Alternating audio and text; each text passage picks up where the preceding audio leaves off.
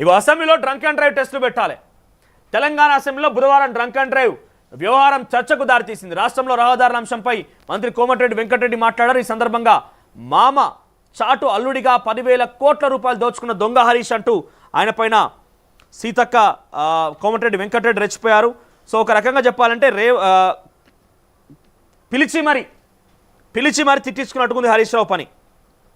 హరీష్ రావు ఏం చేసి పిలిచి మరి తిట్టించుకున్నట్టుంది. 10,000 కోట్లు దోచుకున్న దొంగవు నువ్వు అని చెప్తున్నారు. నిజమే కావచ్చు ఒక రకంగా. ఎందుకంటున్నా అంటే 2014లో ముఖ్యమంత్రిగా కేసీఆర్ ప్రమాణ స్వీకారం చేసిన తర్వాత మంత్రుల్లో కీలకమైన మంత్రిగా ఉన్నటువంటి హరీష్ రావు ఇరిగేషన్ శాఖ మంత్రిగా ఆయన కాలికి బల్పం కట్టుకొని కాళేశ్వరం ప్రాజెక్టు పూర్తయ్యేదాకా ఒక రకంగా చెప్పాలంటే అక్కడ మంతన్లనో లేకుంటే మేడిగడ్డ కాళేశ్వరంలో ఇల్లు కట్టుకున్నట్టే ఆయన అక్కడే ఎప్పటికీ ఉండేది. ఈయన పుట్టమధు వీళ్ళంతా కూడా రోజు తిరిగేది మంతన్లా. మీరు నమ్ముతారో లేదో నేను స్వయంగా చూసిన ఒక సర్పంచ్ స్థాయి దగ్గర వ్యక్తి దగ్గర కూడా హరీష్ రావు వచ్చి జర మాట్లాడే ఊర్లతో రైతులతో మాట్లాడు భూములు తీసుకుందామని రైతులు ఉన్నటువంటి భూములు ఉన్నటువంటి రైతుల దగ్గర కూడా వచ్చి మాట్లాడిన వ్యక్తి ఆయన. అటువంటి హరీష్ రావుని కేసీఆర్ ఎందుకు పక్కన పెట్టిండు? సెకండ్ ప్రభుత్వం వచ్చి రాగానే మంత్రి పదవి ఎందుకు ఇవ్వలేదు? కేసీఆర్ కూడా తెలిసింది కాళేశ్వరం ప్రాజెక్ట్ అనే దాంట్లో పెద్ద మొత్తంలో హరీష్ రావు దాని నుంచి బ్యాగులు సదురుకున్నాడు, అన్ని రకాల సమకూర్చుకుని తెలిసింది కాబట్టి హరీష్ రావును పక్కన పెట్టారు. మీరు గమనిస్తే కాళేశ్వరం ప్రాజెక్టు దగ్గర ఎక్కడెక్కడైతే ఈ మేజర్ బెల్ట్ ఉందో మంతనిలో పుట్టమధు ఉన్నాడండి ఆయన. కాళేశ్వరం ప్రాజెక్టుకి సంబంధించి చాలా కీలకంగా హరీష్ రావుతో చట్టాపట్టాలు వేసుకొని అందరి దగ్గరికి వచ్చి మీరు ఇవ్వండి ఒక సందర్భంలో దండం పెట్టి కూడా వాళ్ళు భూములు ఇవ్వమని చెప్పి అవసరమైతే కొట్టిర్రు.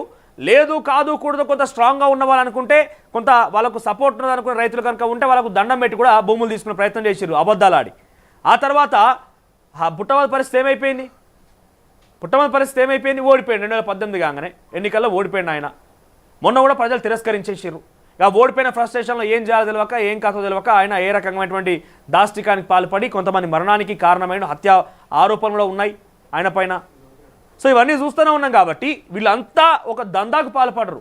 ఎవరు? హరీష్ రావు. ఆ టైంలో స్వయంగా చూసినాం కాబట్టి హరీష్ రావు కానివ్వండి, బాల్కా సుమను, పుట్టమధు వీళ్ళంతా ఒక టీం. అప్పుడు జట్టు ఇదంతా ఒకటి. ఏం జరిగినా కలిసికట్టుగా పోవాలి, ఒకే కార్లో పోవాలి, ఒకే కార్లో రావాలి. అదంతా అప్పుడు కాళేశ్వరం ప్రాజెక్ట్ నిర్మాణానికి సంబంధించి ల్యాండ్ అక్విజిషన్లో. అయితే మామకు తెలియకుండా 10,000 కోట్లు దోసుకున్న దొంగ నువ్వు అని చెప్పి కోమటిరెడ్డి వెంకటరెడ్డి మాట్లాడుతూ హరీష్ రావును ఎక్కుపెట్టి మాట్లాడిండు అసెంబ్లీలో నిన్న. ఆ సమయంలో బీఆర్ఎస్ ఎమ్మెల్యే హరీష్ రావు తాను కూర్చున్న సీట్లో నుంచి లేచి డ్రంక్ అండ్ డ్రైవ్ గురించి మాట్లాడారు. సభలో కొంతమంది సభ్యులు పొద్దునే తాగి సభకు వస్తున్నారని అన్నారు. కొంతమంది సోయి లేకుండా మాట్లాడుతున్నారని, అసెంబ్లీలో డ్రంక్ అండ్ డ్రైవ్ టెస్ట్ పెడతారా అని వ్యాఖ్యానించారు. ఎమ్మెల్యే హరీష్ రావు చేసిన ఈ వ్యాఖ్యలపై సభలో కాంగ్రెస్ ఎమ్మెల్యేలు బగ్గుమన్నారు. కాంగ్రెస్ ఎమ్మెల్యే బీర్లా ఐలయ్య వెంటనే కౌంటర్ ఇచ్చారు.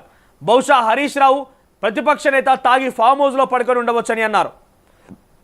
దీంతో సభలో అధికార విపక్షాల మధ్య చిన్న గందరగోళం చోటు చేసుకున్నది. అగ్గిపెట్టే హరీష్ రావు ఇలా మాట్లాడడం సరికాదని, వాటిని రికార్డుల నుంచి తొలగించాలని కాంగ్రెస్ ఎమ్మెల్యేలు మంత్రులు డిమాండ్ చేశారు. ఈలోగా స్పీకర్ జోక్యం చేసుకొని ఇరుపక్షాలు సర్ది చెప్పే ప్రయత్నం చేశారు. ఈ క్రమంలో సభలో అభ్యంతరకర వ్యాఖ్యలను తొలగించినట్టుగా అసెంబ్లీ స్పీకర్ ప్రకటించారు. అలాగే మంత్రి కోమటిరెడ్డి వెంకటరెడ్డి వ్యాఖ్యలను తొలగించడానికి పరిశీలనకు పంపుతున్నట్టుగా ప్రకటించారని చివరకు సభ్యులు సైలెంట్ కావడంతో సభలో మళ్ళీ రహదారుల అంశంపై చర్చ మొదలైంది. సో మీరు చెప్పండి, చూసే వ్యూవర్స్ ఎవరైతే ఉన్నారో, అసెంబ్లీలో నిజంగానే కనుక డ్రంక్ అండ్ డ్రైవ్ టెస్టులు పెడితే, అసెంబ్లీకి పోయేటువంటి ఎమ్మెల్యేలకి డ్రంక్ అండ్ డ్రైవ్ టెస్టులు పెడితే అందరూ 119 మంది ఎమ్మెల్యేలు వస్తే 119 మంది ఇంక్లూడింగ్ కేసీఆర్ వస్తాయి. ఎవరు పట్టుబడతారు డ్రంక్ అండ్ డ్రైవ్ టెస్ట్లో? డ్రంక్ అండ్ డ్రైవ్ నిజంగానే తాగి వచ్చారని భావిస్తున్నారు మీరు? ఎవరు పట్టుబడే అవకాశం ఉన్నది? ఎవరిపైన మీ అభిప్రాయం ఉన్నది? ఒకసారి మీరు కామెంట్ రూపంలో తెలియజేసే ప్రయత్నం చేయండి.